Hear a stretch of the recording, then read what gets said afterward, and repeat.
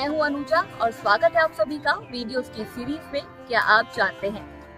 आज हम बात करेंगे उनकी जिन्होंने न सिर्फ सांसारिक मोह माया को त्याग कर आध्यात्म पर चलने का रास्ता चुना, बल्कि धर्म, आध्यात्म और राज सत्ता के बीच बेहतर समन्वय और संतुलन स्थापित करते हुए देश के सबसे बड़े सूबे की जनता की सेवा कर रहे हैं। साथ ही देश की राजनीति में वो अपने कट्टर हिंदुत्व के लिए विख्यात है। हम बात कर रहे हैं योगी आदित्यनाथ की। आज हम आपको बताएंगे अजय सिंह बिष्ट से योगी आदित्यनाथ और योगी आदित्यनाथ से उत्तर प्रदेश के मुख्यमंत्री बनने तक का उनका सफर। आज हम यूपी के सीएम को योगी आदित्यनाथ के नाम से जानते हैं, लेकिन पहले उनका नाम अजय सिंह बिष्ट था। नाथ संप्रदाय की ओर से दीक्षा लेने के बाद उन्होंने अपना नाम बदलकर योगी आदित्यनाथ कर लिया था। योगी का जन्म 5 जून 1972 को उत्तराखंड के पौड़ी जिला स्थित यमकेश्वर तहसील के पंचूर गांव के राजपूत परिवार में हुआ था।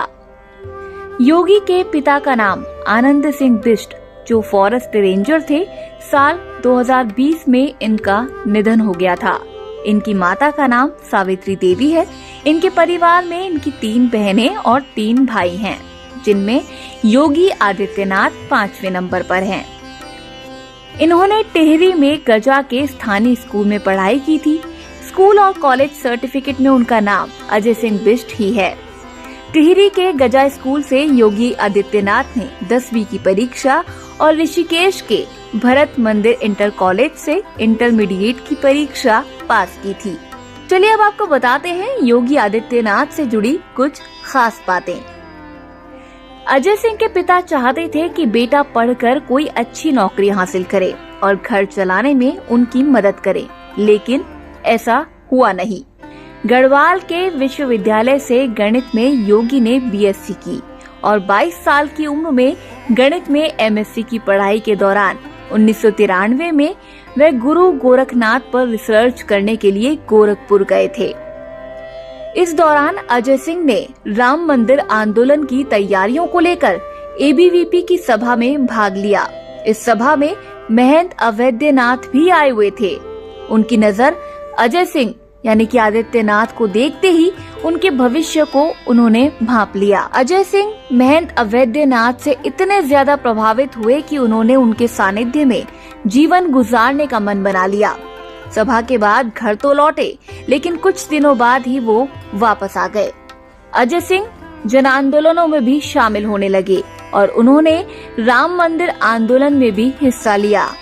राम मंदिर आंदोलन में बढ़ चढ़कर हिस्सा लेने के चलते अजय सिंह युवाओं में अपनी पहचान बनाने में कामयाब हो गए। इसके बाद योगी आदित्यनाथ आश्रम में ही रहने लगे थे। 15 फरवरी साल 1994 में आदित्यनाथ सांसारिक मोह माया त्याग कर पूर्ण रूप से सन्यासी बन गए, जिसके बाद नाम अजय सिंह बिष्ट से बदलकर योगी आदित्यनाथ हो गया। जब योगी 6 महीने तक अपने घर नहीं लौटे तो उनके पिता पूछताछ करते हुए महंत अवैधनाथ के आश्रम पहुँचे, जहाँ वो अपने बेटे को योगी भेष धारण किए हुए देखकर चकित रह गए।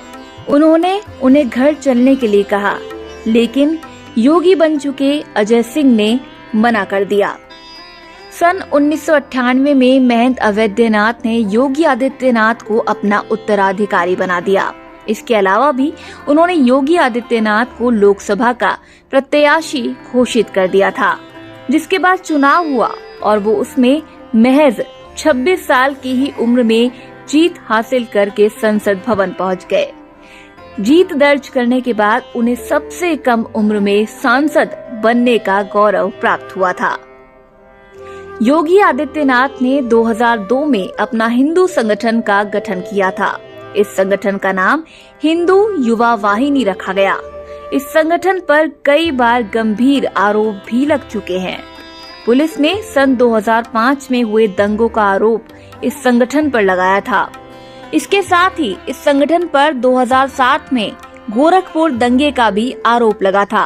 सुरक्षा नहीं दे सकता है तो मैं आखिर सदन को छोड़ करके वापस जाना चाहता हूँ।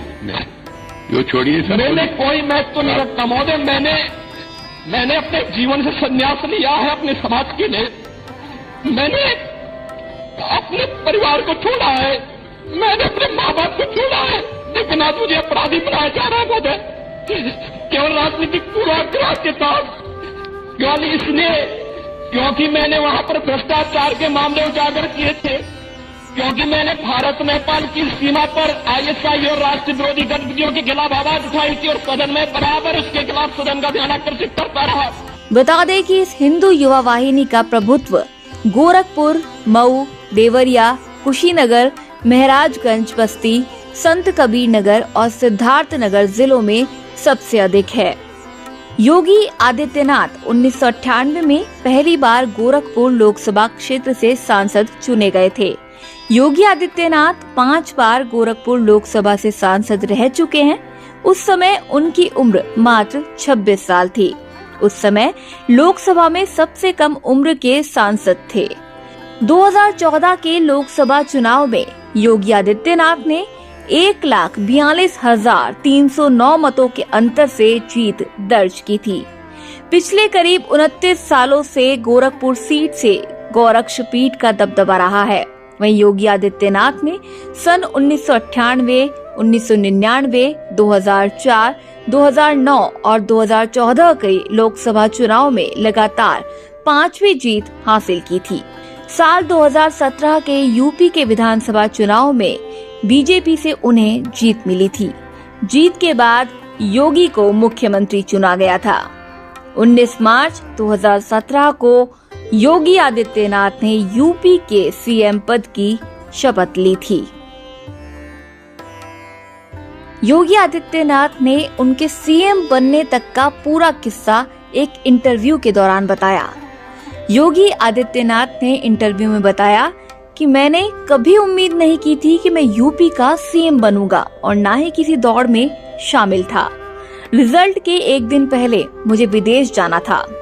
तत्कालीन विदेश मंत्री सुषमा जी का कॉल आता है कि आपको एक डेलीगेशन के साथ विदेश जाना है, वहाँ आपकी बड़ी डिमांड है।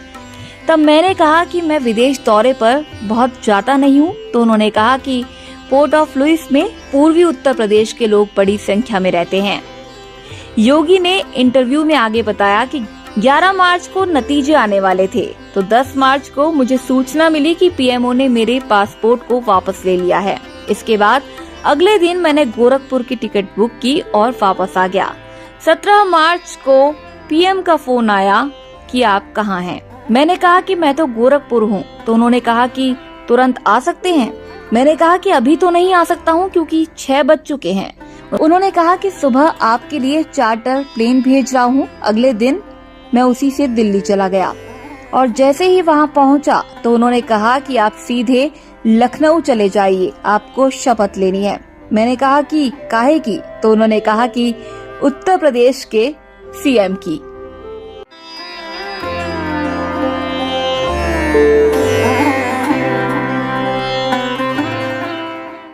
तो कैसी लगी आपको ये जानकारी?